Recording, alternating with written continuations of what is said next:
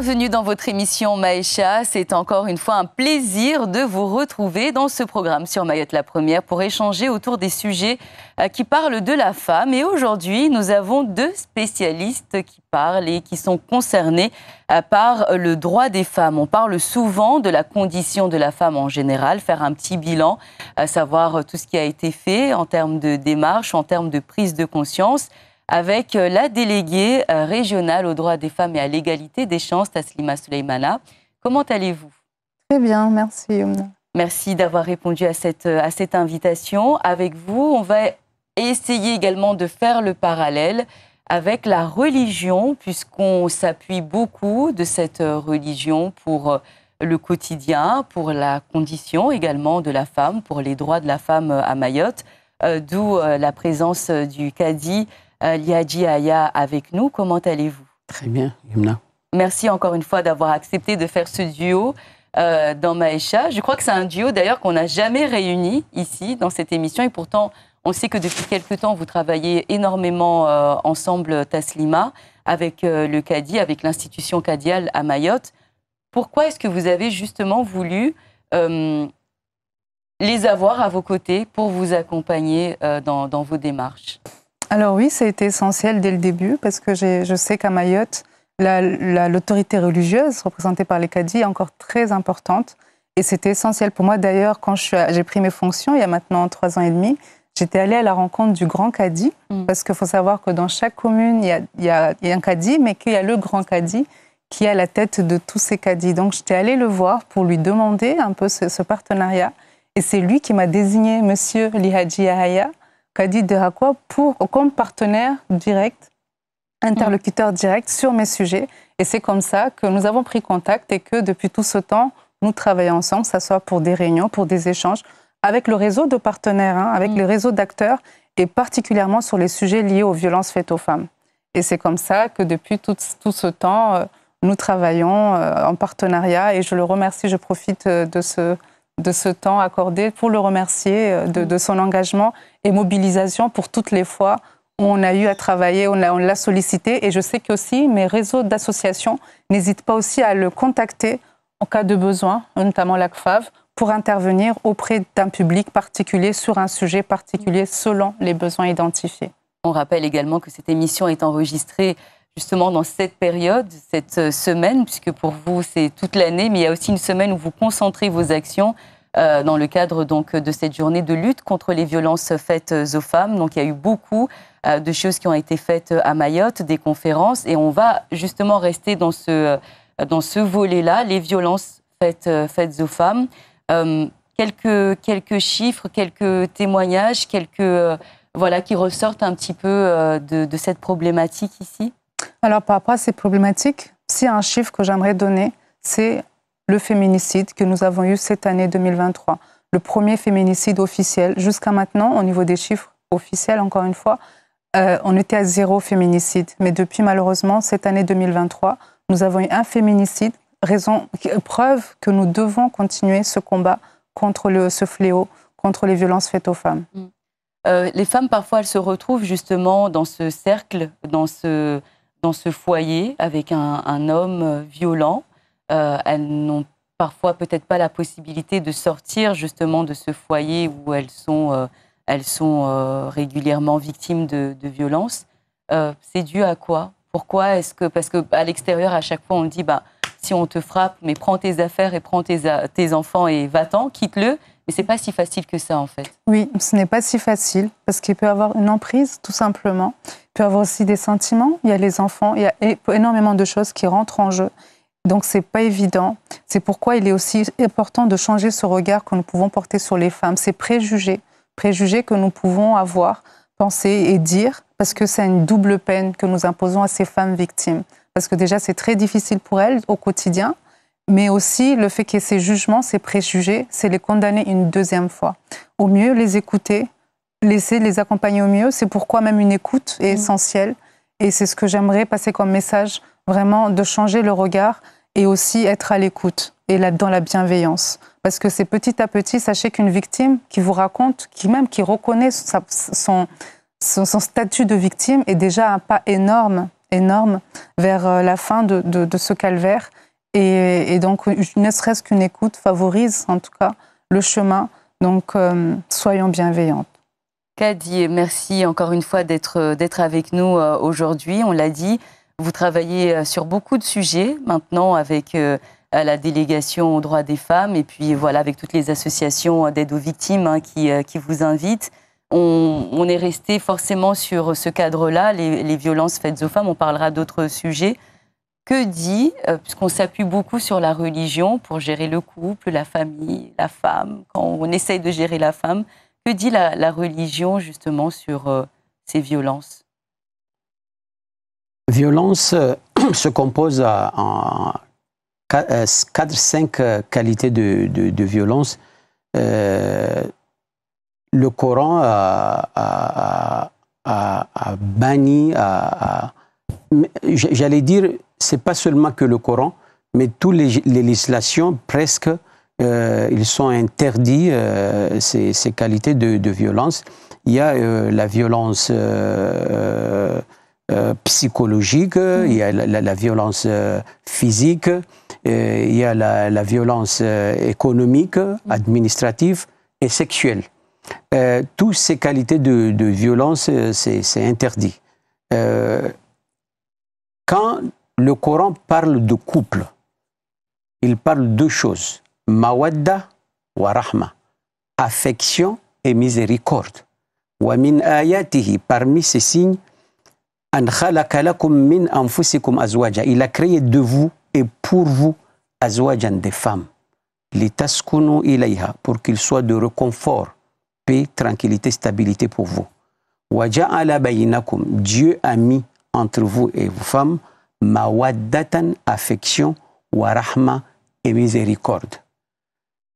Il y a un autre verset, Dieu parlait du couple, il a dit que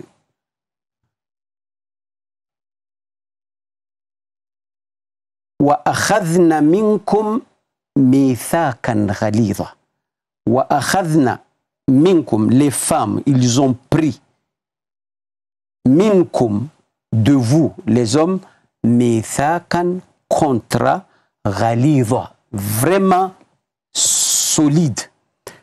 Dès que la famille de la femme t'a donné la main de leur fille et tu as dit j'accepte de me marier avec telle femme, tu as pris al-mithaq, le contrat ghalidhan, Dieu l'a qualifié ghalidhan, dur.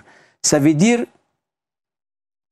cette union, c'est union de soulagement, c'est union de paix, de tranquillité, de stabilité, d'amour.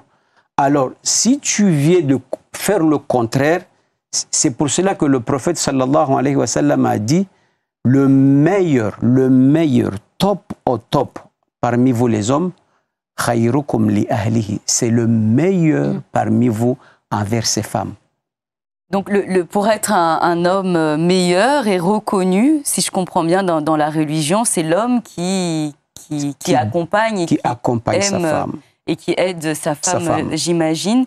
Et pourtant, il y a beaucoup de confusion pour vous deux, vous qui rencontrez ces personnes-là, que ce soit d'un point de vue du droit ou de la religion. Il y a beaucoup de confusion. Est-ce que c'est encore le cas aujourd'hui? Est-ce que...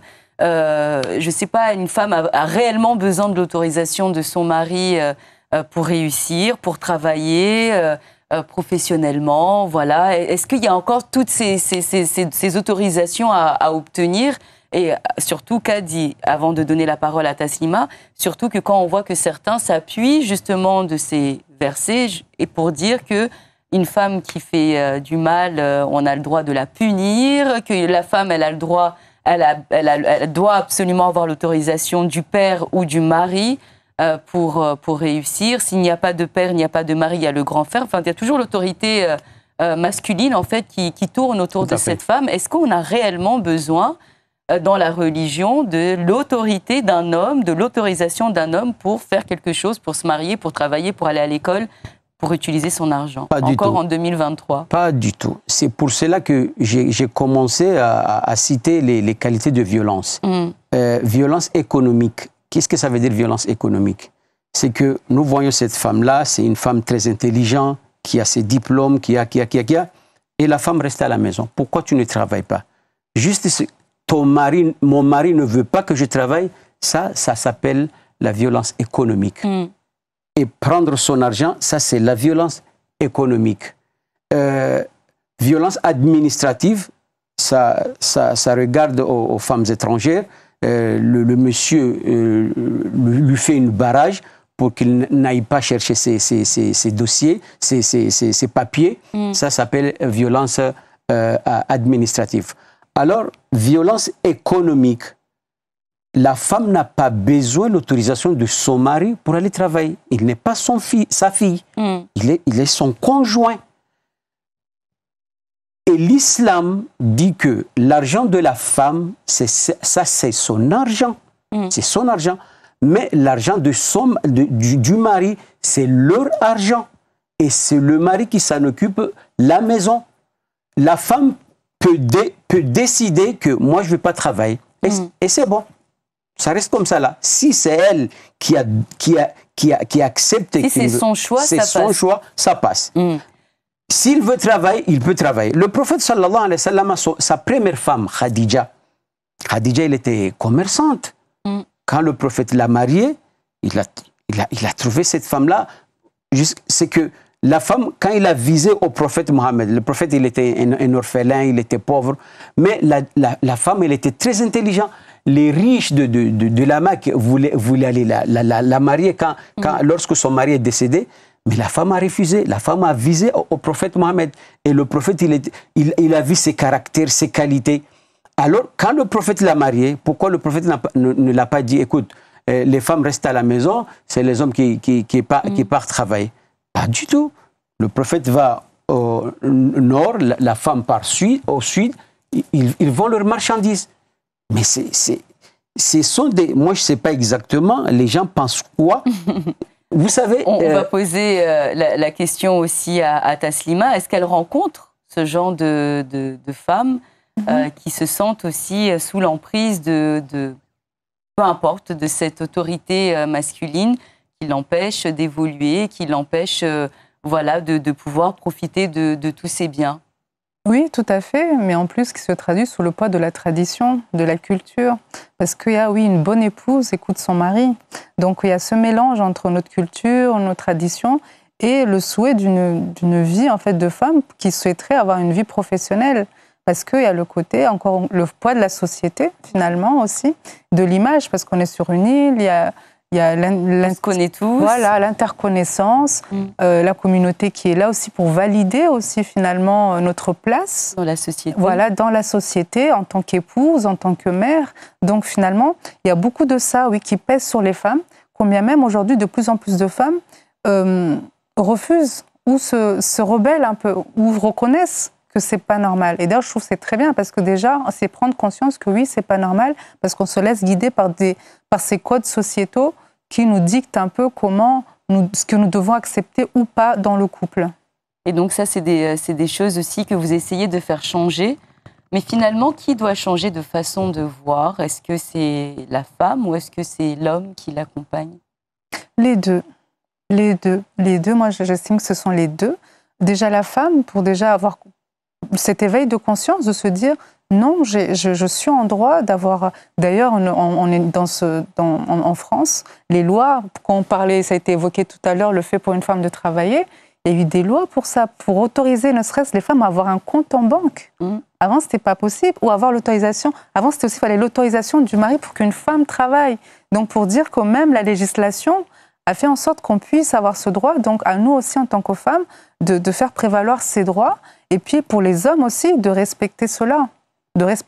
Et c'est en parlant, en mettant ces sujets sur la place publique, comme maintenant, que nous arriverons aussi à déconstruire tous ces préjugés, tout ce poids culturel et sociétal qui pèse sur les couples, comme femmes, comme hommes, parce qu'il y a quand même ces préjugés des deux côtés, parce qu'un homme, parfois, il a envie d'aller dans ce sens pour laisser sa femme faire des choses, mais pourquoi tu laisses faire ça? Mais t'es pas un vrai homme. Donc, il y a ces préjugés sur la masculinité, la virilité. Donc, il y a tout ça, il y a tout ce mélange qui contribuent à tous ces maux sociétaux, MAUX, et qu'on a envie de combattre et de déconstruire. Puis il y a aussi le fait d'être en famille, j'imagine. Est-ce que la femme qui se retrouve dans ce foyer, qui a les enfants, qui a le mari, finalement, peut-être qu'elle se retrouve à accepter certaines choses qu'elle n'aurait peut-être pas acceptées parce qu'elle se dit je ne vais pas laisser mes enfants sans papa? Est-ce qu'il y a cette responsabilité qu'a dit dans tous vos travaux, que vous essayez aussi de mettre dans la tête des familles en se disant qu'ensemble, on peut être de bonnes personnes pour l'éducation des enfants. Séparés, on peut aussi, chacun a ses devoirs et ses responsabilités d'un point de vue de la religion. Parfois, je trouve des femmes, ils sont tellement violentés par leur mari, et ils se patientaient jusqu'à ce que la violence est rentrée. Parce que la violence n'apporte pas que de malédiction, parce que ça va jusqu'aux enfants. Imaginez une femme insultée, démoralisée devant les enfants. L'avenir de ces enfants-là, comment ils vont être à l'avenir? Et moi, je pose la question à la femme. Pourquoi tu as supporté, tu es resté jusqu'à maintenant, jusqu'à ce que... Parce qu'elle vient me dire que mon mari me tape devant les enfants. Je pointe le doigt à la femme. J'ai dit, c'est ta faute, c'est pas sa faute, c'est ta faute. Tu t'es patienté jusqu'à ce que... Parce qu'il dit, moi, je pense qu'il va changer, qu'il va retourner, meilleur. Voilà, être meilleur. Jusqu'à ce que la violence a cadré les enfants, je pointe le doigt à la femme, je dis que c'est ta faute, c'est toi qui as gâché la vie de tes enfants. Tu as la possibilité de te séparer avec... Il y a un savant, parmi les grands savants, il a dit que Wala tatliqu bid-darar. Juste, tu as dit un gros mot à ta femme, il a le droit d'aller chez le cadi, demander au cadi que je veux mon divorce. Est-ce que le cadi accepte quand la femme, elle vient pour demander le divorce? Oui. Alors, Taslima, elle a réagi tout à l'heure. Vous n'êtes pas d'accord avec ce qu'il dit le cadi? Oui, parce que, encore une fois, et on l'entend beaucoup, on a tendance toujours à mettre la charge sur la femme, en disant, oui, c'est votre faute, vous n'êtes pas parti. Encore une fois, pourquoi à chaque fois culpabiliser la femme, la responsabiliser, sachant qu'on peut aussi voir les choses autrement du côté de l'homme, de l'auteur des violences, et dire, parce que cette personne aussi a une responsabilité, pourquoi ne pas dire, pourquoi, cher monsieur, si vous n'aimez pas madame, pourquoi vous lui faites subir tout ça? Pourquoi vous la laissez pas? Pourquoi vous faites tout ça? Mais au lieu de cela, on a toujours ce côté... On responsabilise la femme, c'est ta faute. C'est à elle de partir, voilà, si elle est dans un foyer toxique. Voilà, et ça, j'aimerais que vraiment qu'on puisse changer ce regard, parce que c'est pas normal, encore une fois, c'est une charge encore qu'on fait peser sur la femme par rapport à tout ça. Sachant que c'est plus complexe, encore une fois, ça a été évoqué tout à l'heure, c'est emprise. C'est emprise parce que quelque part, il y a une domination, il y a un rapport de domination qui est installé dans le couple. Ils sont plus sur un point d'égalité, mais l'homme qui domine fait que la femme, quoi qu'il arrive, n'est pas en position de force ni de réaction. Donc l'accabler une deuxième fois en disant « oui, mais vous n'êtes pas parti », c'est une double peine qu'on impose à la femme. Est-ce que la religion autorise la femme à quitter son mari? Bien sûr. À quitter le foyer, à quitter la personne? À quitter son mari. Elle ne sera pas mal jugée? Si, tu sais, il y a un jour, une dame qui est venue plaigner devant le prophète que mon mari m'a frappé. Qu'est-ce que le prophète lui a dit? Le prophète lui a dit, va retourner le coup.